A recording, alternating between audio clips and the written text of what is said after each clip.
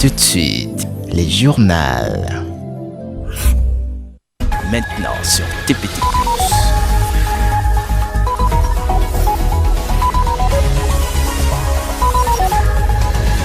Place journal.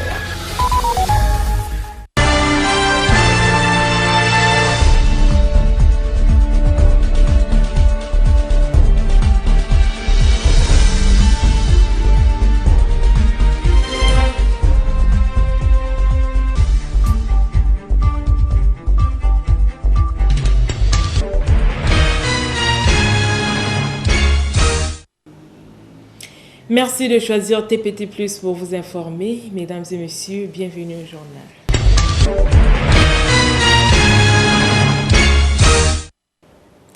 Dans le cadre de la mise en place du projet Zone économique spéciale de Pointe-Noire, un projet économique et social hautement important pour le pays, surtout en cette période de relance économique, le ministre d'État, ministre des Affaires foncières et du domaine public, chargé des relations avec le Parlement, Pierre Mabiala, a procédé ce samedi 2 octobre 2021 à la préfecture de Luango à la remise de l'acte d'affectation des zones déjà expropriées, soit 33 hectares de terre, au ministre des zones économiques spéciales et de la diversification économique, Émile Rousseau. Je vous propose de suivre le ministre d'État, Pierre Mabiala. Des propos recueillis par Milano Royal et Christian Kwame.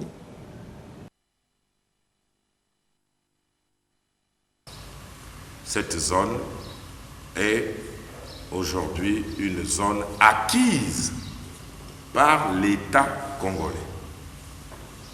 Et cette zone représente une superficie totale de 3 hectares, 0,6 arts et 80 centiares. 33 hectares, 0,6 arts, 80 centiares. Voilà la zone qui est définitivement acquise, puisque ceux des propriétaires qui étaient installés dans cette zone ont été désintéressés, ont reçu de l'argent correspondant à la valeur vénale de chacun de leurs terrains. Et c'est pour cela que cette zone a déjà été appropriée par l'État au moyen de la démolition de toutes les maisons qui y étaient construites pour cause d'utilité publique, donc pour cause d'expropriation, a été faite dans le courant de l'année dernière. Et donc la zone est libre. Et cette zone est donc prête pour l'emploi. Et cet emploi, c'est la réalisation de tous les travaux qui correspondent à l'objectif de la zone économique spéciale de Pointe-Noire, zone A. Et donc, nous ne pouvons pas, en tant que gouvernement, attendre que les 2790 hectares soient totalement libérés pour commencer l'accueil des investisseurs dans la zone économique spéciale. Et comme nous ne pouvons pas attendre, il faut donc commencer. Et pour commencer, il faut avoir de l'espace déjà libéré. Or, l'espace déjà libéré couvre la superficie de 33 hectares. Votre ministère de la zone déjà expropriée, qui couvre les 33 hectares, 0,6 arts et 80 centiares. Monsieur le ministre, l'acte qui vous affecte les 33 hectares, 0,6 arts et 80 centiares, pour ainsi commencer la viabilité, la visibilité et votre travail de mise en place de la zone économique spéciale de Pointe-Noire, zone A, Faites-en bon usage, bonne chance. Je vous remercie. Après avoir reçu l'acte affectataire symbolisant l'attribution des 33 hectares à l'État congolais des mains de son homologue des affaires foncières, le ministre des zones économiques spéciales et de la diversification économique, Émile Wosso, a exprimé sa satisfaction au sujet de ce projet emblématique qui sera mis en œuvre dans les prochains jours avant de plaider pour l'installation des guichets uniques dans ces zones économiques spéciales en vue d'éviter tout comportement déviant. Toujours au micro de Milano Royal et Christian Kwani. J'ai eu la bienveillante oreille du ministre d'État qui est avec nous pour toujours dans ce dossier des zones économiques spéciales, dans la mesure où il se battra pour nous donner les espaces nécessaires par les mécanismes d'expropriation qu'il a décrits. Et rien que pour cela, monsieur le ministre d'État, je vous remercie déjà pour tout ce que vous avez fait, ce que vous continuez à faire et ce que vous ferez malgré le peu de moyens dont peut disposer le pays aujourd'hui. Mesdames, Messieurs, vous n'êtes pas sans ignorer que le Premier ministre vient de conduire une autre mission à l'extérieur, au cours de laquelle notre ministère était présent et a engrangé beaucoup de contacts d'investisseurs qui sont prêts à venir regarder où investir dans ces fameuses zones économiques spéciales. Des courriers d'invitation ont été faits dès notre arrivée et nous avons déjà des retours pour un programme de visite des zones économiques spéciales. Monsieur le ministre d'État, vous m'appuierez dans les plaidoiries en gouvernement pour installer les guichets uniques dans ces 33 hectares qui viennent d'être libérés. Parce que le guichet unique est l'entrée et la sortie de l'investisseur et c'est son seul interlocuteur dans l'investissement au Congo.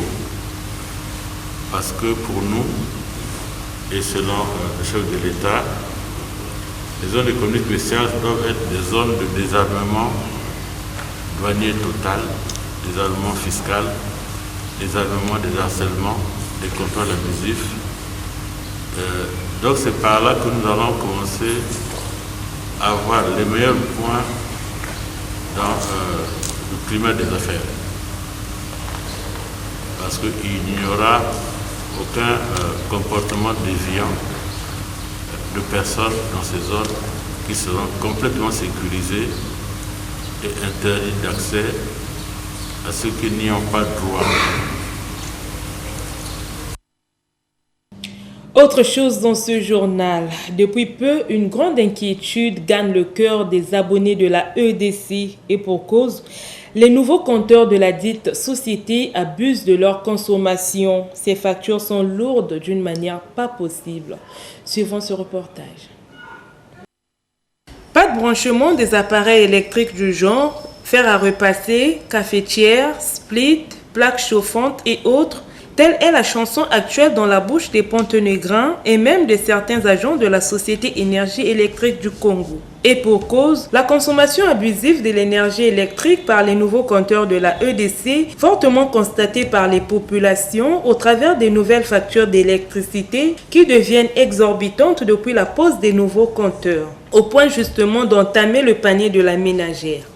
Mais comment va vivre? Comment le Congolais va vivre chez lui? Comment le Congolais va vivre chez lui? On est devenu les prisonniers de la SNE. Vraiment, nous sommes fatigués. Nous sommes fatigués. Et pitié de la population. Vraiment, on est à bout de souffle.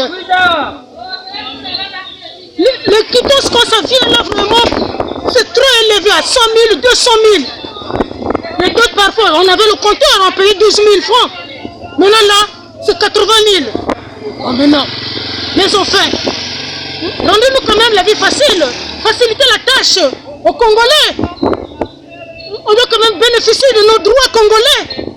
Et le courant vraiment, la SNE, en tout cas les autorités, les gens qui sont plus élevés, qui sont au-dessus de nous, vraiment voyez la situation là. Ces coûts presque insurmontables de l'électricité engendrés par ces nouveaux compteurs mettent à mal la population qui déjà traverse une période très délicate de crise financière semblant devenir chronique dans le pays. Alors que hier, avec les anciens compteurs, l'on pouvait s'acquitter facilement de ses frais d'électricité. Les nouveaux compteurs de la EDC nous mettent à mal. On n'arrive plus à brancher certains appareils de peur que la facture soit très élevée. Nous ne comprenons pas les nouveaux compteurs. Ça consomme trop de courant. Il fallait qu'on nous laisse avec les anciens compteurs. Parce qu'avec les nouveaux compteurs, nous ne pouvons rien utiliser dans la maison, sinon que la télévision et les ampoules. Ce n'est pas possible. Remettez-nous le compteur d'avant ou le forfait. Parce qu'avec le forfait, on utilisait tout. Tout ce qu'il faut utiliser. Maintenant, là, on est devenus les prisonniers. On est devenus les prisonniers, on n'est pas libres chez nous, on n'est pas à l'aise. Voilà qui fait l'objet de certains stress, tensions et dépressions à la vue d'une facture de la EDC pouvant amener certains citoyens à tomber et l'irréparable arrive. Malheureusement, l'on ne fait pas des statistiques à propos. Tout se passe comme si recevoir la facture de la EDC, c'est perdre sa joie. Non, le citoyen a droit de retrouver sa joie d'hier.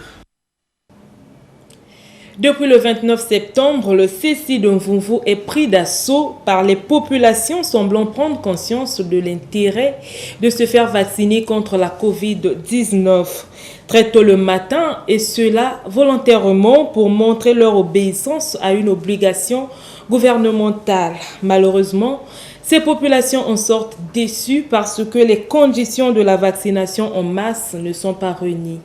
Prince Azuka nous en parle. On aurait cru être devant une banque ou une boulangerie en voyant ce fil d'attente. Mais non, nous sommes bel et bien au CECI de Mvumvu, l'un des centres retenus pour la vaccination contre le coronavirus Covid-19. Il est présentement 5h40 lorsque nous réalisons ce reportage. Ce centre a été pris d'assaut par les citoyens voulant se faire inoculer ce vaccin anti-Covid. Lors de la 27e réunion de la Task Force près de la Coordination nationale de gestion de la pandémie de coronavirus Covid-19 sous la très haute autorité de son Excellence Denis Sassou Nguesso, président de la République, chef de l'État, où dans les prévisions, l'on veut atteindre 30% des vaccinés d'ici décembre 2021 dans la quête de l'immunité collective. Des mesures ont été prises, parmi lesquelles rendre obligatoire la présentation du certificat ou attestation de vaccination pour tout déplacement pour air, route, chemin de fer ou voie navigable entre les grandes agglomérations du pays. Moi, je suis venu ici aux environs de 6h, 6h05, 6h5 minutes. Mais quand je suis venu, il y a déjà un rang un peu plus long déjà. Je me suis mis dans le rang, mais curieusement, on nous a dit que c'est impossible parce que les agents qui sont occupés de vaccination ne sont qu'à 2. Et mais je me demande pourquoi ne pas décentraliser. Il y a un dispensaire à Mawata, Jeanne Vial, comme ça les gens peuvent aller là-bas, que de s'occuper ici en Mvumvu. Cet afflux des candidats volontaires à la vaccination au CECI de Mvumvu dans le 2e arrondissement doit être certainement qu'un échantillon des nombreux candidats à la vaccination anti-Covid-19 à travers le pays. Toutes les barrières anti-vaccin Covid doivent être en train de tomber. Vivement l'immunité collective et la relance économique attendue. Les 100 jours du gouvernement Makosso ont été épuisés à ce jour. Quelle évaluation après 100 jours de gouvernance? Fort de toutes les promesses faites au peuple lors de la présentation du programme d'action du gouvernement. Élément de réponse avec Tiv Chivongo. Si au lendemain de la promulgation de ce gouvernement dit Anatole Coliné Makosso, les critiques tous azimuts avaient commencé. Pour les uns, il ne fallait pas telle tête, tel profil, tel effectif, et pour les autres, le temps n'était pas à la critique. Les ministres viennent d'être nommés et qu'il fallait leur laisser le temps de travailler et ainsi les juger au pied du mur. C'est ce qu'on appelle au management des affaires l'évaluation. Or que de par le monde, il est de notoriété publique d'évaluer le programme d'action d'un gouvernement 100 jours après sa mise en place. Car le gouvernement est appelé congolais a donné des réponses choc aux maux qui minent la population dans les 100 jours qui suivent sa prise de fonction. Tels des défis à relever au Premier ministre de renchérir le jour de la présentation de son programme d'action aux parlementaires que son gouvernement est un gouvernement des défis et des batailles. Sera mise en œuvre pour que l'État soit véritablement fort. L'autorité de l'État ne se négociera pas. La loi et l'autorité seront, plus que dans le passé, mises en avant en toutes circonstances. Seulement voilà, au lendemain des 100 jours à date échue, rien a semblé bouger entre les lignes. Les défis et batailles mentionnés autrefois, de la santé aux infrastructures tous azimuts, en passant par l'éducation, la culture, l'eau, l'électricité, le tourisme, l'économie, le foncier, bref, même les procédures administratives, tout est en l'état. Sinon, dans d'autres secteurs, les problèmes se sont empirés. S'évaluant lui-même, le PEM a plutôt servi des excuses au peuple que des solutions attendues. Je voudrais bien faire le miracle et nous nous battons pour qu'on y arrive. Peut-être pas en l'espace de 3 mois, mais très rapidement, nous y arriverons. Alors que le peuple attendait le concret, le PEM s'est encore servi des projets de protocole d'entente paraphés avec les hommes d'affaires français, laissant le peuple sur sa soif. La mission gouvernementale en France avait des objectifs bien précis. Elle s'inscrivait dans le cadre d'une diplomatie des affaires, d'une diplomatie économique et bien entendu d'une diplomatie politique. On ne pouvait ne pas rapprocher le peuple lui-même pour recueillir à la source son évaluation des 100 jours du gouvernement Makosso. Une brochette des citoyens se sont extériorisés. Bizarrement, les politiques pensent pour la plupart que le peuple ne voit pas et par le fait même incapable d'analyser objectivement les faits. Erreur. Il n'a rien fait. Il n'a rien fait. Je l'ai remarqué comme quelque chose à changer. Parce que toujours la crise continue, donc il n'y a rien qui change. Il nous a promis, oui, si on doit changer quand même quelque chose, mais on n'a pas encore vu ça. Au gouvernement Makosso de prendre la mesure de la chose pour rebondir dans les délais en produisant même par orgueil le miracle qu'attend le peuple, celui de l'amélioration de leurs conditions de vie, ne fût-ce que les premières nécessités.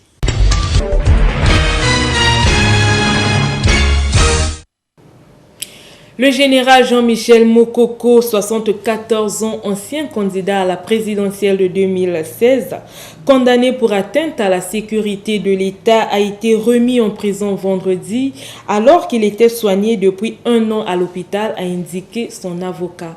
Africa News pour ce reportage. Le général Jean-Marie Michel Mokoko, 74 ans, a été remis ce vendredi en prison alors qu'il était soigné depuis 1 an à l'hôpital militaire de Brazzaville. Tombé malade il y a 1 an, cet ancien chef d'état-major a été évacué en Turquie où il a reçu des soins en juillet 2020. Depuis son retour dans la capitale congolaise, il était resté interné à l'hôpital militaire. Les autorités gouvernementales et pénitentiaires ne se sont pas encore exprimées sur les raisons de cette réintégration. Candidat malheureux à la présidentielle de 2016, le général Mokoko a été arrêté juste après ce scrutin, officiellement pour atteinte à la sécurité intérieure de l'État et détention illégale d'armes de guerre. Il a ensuite été jugé et condamné en 2018 à 20 ans de travaux forcés. Les délégations des 2 instances rivales en Libye se sont séparées vendredi à Rabat sans faire état d'accord sur une loi électorale contestée, mais en appelant la communauté internationale à soutenir le processus politique en cours dans ce pays déchiré par une décennie de conflits. Africa News. Alors que la présidentielle du 24 décembre approche et que la loi électorale reste contestée, les délégations des 2 instances rivales en Libye se sont réunies au Maroc. Parmi eux, des représentants du Sénat installés à Tripoli dans l'ouest et du Parlement qui siège à Tobrouk à l'est. Les consultations se sont déroulées dans des conditions d'entente et de consensus entre les partenaires de ce même pays. Et nous remercions la partie marocaine, ainsi que les membres de la délégation de l'ONU qui ont participé à cette rencontre. Les deux parties ont appelé la communauté internationale à soutenir le processus politique en cours, sans mentionner si un accord a été trouvé sur la législation qui doit servir de cadre légal à ces élections. Nous appelons la communauté internationale à soutenir le processus électoral en Libye sur la base du consensus sur les lois et les résultats du forum de dialogue politique libyen et à garantir le respect des résultats en mettant à disposition des observateurs internationaux. La tenue de la présidentielle reste incertaine, notamment à cause d'un processus électoral qui reste compliqué à mettre en œuvre. Le président américain s'est rendu au Congrès afin de discuter avec les élus de son camp sur les deux projets de loi d'investissement dans les infrastructures, mais les élus n'ont pas réussi à se mettre d'accord sur le plan Biden. Le vote reporté dans le premier temps est désormais suspendu. Reportage TV5 Monde. Il a fait le déplacement jusqu'au Congrès pour essayer de convaincre les membres de son parti. Une démarche rare, mais nécessaire. Joe Biden veut apaiser les tensions qui secouent les démocrates déchirés entre l'aile gauche et l'aile droite du parti. L'objet de la discorde, une réforme sur les infrastructures d'un coût d'1,2 milliard, réforme phare portée par Joe Biden. Mais pour l'instant, aucun accord n'a été trouvé. Le président américain veut encore y croire. Vous posez un millier de questions différentes et elles sont toutes légitimes. Je vous dis, nous y arriverons.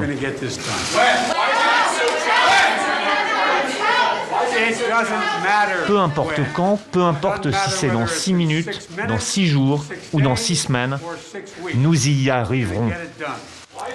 Avec sa réforme, Joe Biden veut notamment réformer les infrastructures et propose un paquet social avec l'augmentation de la production et de l'emploi ainsi qu'une réformation de l'État-providence. Mais depuis le retrait chaotique des troupes américaines d'Afghanistan, Joe Biden peine à susciter l'enthousiasme au sein même de son parti. Je pense qu'il y a beaucoup de démocrates qui sont frustrés du fait que Joe Biden a attendu si longtemps pour s'impliquer. Et donc je pense qu'il faut attendre de voir si l'implication de Biden va faire bouger les choses. Mais ce ne sera pas chose facile car nous avons vu qu'au cours des 5 dernières années, l'aile gauche du Parti démocrate s'est agrandie et n'est pas fan de Biden. Le président espère trouver rapidement une issue à cette guerre intestine. La majorité présidentielle a jusqu'au 18 octobre, date à laquelle les États-Unis auront épuisé toutes les mesures exceptionnelles pour financer le budget du pays. Vous avez compris que nous étions à l'étranger. Revenons chez nous pour clore ce journal avec cet élément. L'Assemblée chrétienne d'évangélisation, située dans le 6e arrondissement Goyo, au quartier La Poudrière, avait lancé un séminaire de 3 jours sous le thème « Explication et justification du ministère de Michel ». Y étaient présents pour le compte de TPT+, nos reporters Prince Azuka et Moriak Lubonzi. Voici un récit de ces 3 jours condensés dans ce focus. C'est la fin de ce journal. Merci à vous de l'avoir suivi et bon week-end à tous. Au revoir. Ce séminaire d'édification qui a duré 3 jours a été placé sous le thème « Explication et justification du ministère de Michel ». Il a débuté le jeudi 23 septembre 2021 au sein de l'Assemblée chrétienne d'évangélisation et a pris fin le samedi 25 septembre 2021. Pour la première journée, le sous-thème développé a été « Pourquoi Aimé Michel Titembo déclare être l'envoyé de ce temps ». Entendu que Aimé Michel Titembo est le pasteur leader de l'Assemblée chrétienne d'évangélisation. Ainsi, les disciples de Michel et les invités, versés dans l'adoration, ont eu droit à la prédication tirée du livre des Actes des Apôtres chapitre 11, le verset 12.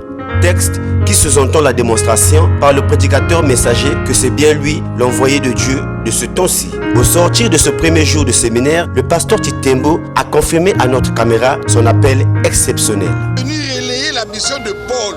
Et que depuis que Paul est parti, l'église est restée carrément à la perdition. Donc, présentement, na bengi batoba yaka, na la kisa bango oyo bisale eza ya ngai. Pour que bango pe pai bango basali. Ceux qui bazana ba preuve ba démonstration, na kolakisanga eza ngate. Totangi Biblia ni wana bakoye bake ceux qui naza motinda ya solo ou ya solo te. parce que nègre tu as là toujours ce que les années n'a abouti En ce deuxième jour, l'hôte de ce séminaire, le pasteur Aimé Michel Titembo, a basé sa prédication sur le message des temps de la fin, car il aurait pour mission la reconquête des âmes égarées. Donc, ramener le peuple de Dieu à l'égarement dont il s'était plongé juste après la mission de l'apôtre Paul. En se basant sur les écritures du livre de 2 Timothée 16, le verset 17, il y a des guérisons, il y a des prophéties, il y a des miracles. Tout ce que Paul c'est le même Dieu ou c'est pas le même Dieu? Hein? Quel est le Dieu qui prophétise? Alléluia. Et ensuite est intervenue la séance des questions-réponses liées au message du jour. Je veux savoir, qu'est-ce que prouve que c'est lui le véritable envoyé de Dieu? Pour prouver que je suis le véritable envoyé. Parce que d'abord j'ai éprouvé tous ceux qui se disent ils ne le sont pas. Moi je les ai d'abord trouvés. Qu'est-ce qu'un envoyé? Je te donne un exemple. Matthieu chapitre verset 7. La Bible dit: quels sont les 12 que Jésus envoyait après leur avoir donné les recommandations suivantes? N'allez pas vers les païens, n'entrez pas dans les villes des Samaritains, allez plutôt vers les pays de la maison d'Israël. Quand Jésus envoie un serviteur, il lui donne un message, il lui donne le peuple, la mission. Moi, je vous ai montré mon peuple, je vous ai donné mon message, j'ai montré ma mission. Si tu me poses encore la question de savoir comment je vais te démontrer que je suis un véritable envoyé, dis-moi maintenant que non, ta mission est fausse, le message est faux, le peuple est faux, là il y a un débat. Le troisième et dernière journée de ce séminaire, les brebis égarées venues de tout horizon ont cru au messager du temps de la fin et à son message. J'ai compris que ce sont ces choses-là. Donc mon peuple, c'est le peuple égaré. Mais mon peuple égaré là se trouve où? Tu n'as pas vu que la main mineure. Il y a une question de ça, Baba, tu l'as mis. Baba, tu as aussi fait le bac égaré. Bon de bac bas. Tel est la catholique. Bon de bac bas. Tel est la tabéra. Bon de bac bas. Donc, bazar, il nous met cuisine. Ce n'est pas des armes qui sont libres, mais c'est des armes qui sont déjà aquariumisées dans les gens. Donc, mes armes sont égarées où? Dans les églises. C'est pas dans les églises. Donc mon peuple, à moi, là où je suis venu, c'est le peuple égaré. Nous croyons que les objectifs poursuivis par le pasteur messager du temps actuel, Aimé Michel Titembo, c'est de lui qu'il s'agit, ont été atteints. Vivement le prochain séminaire d'édification.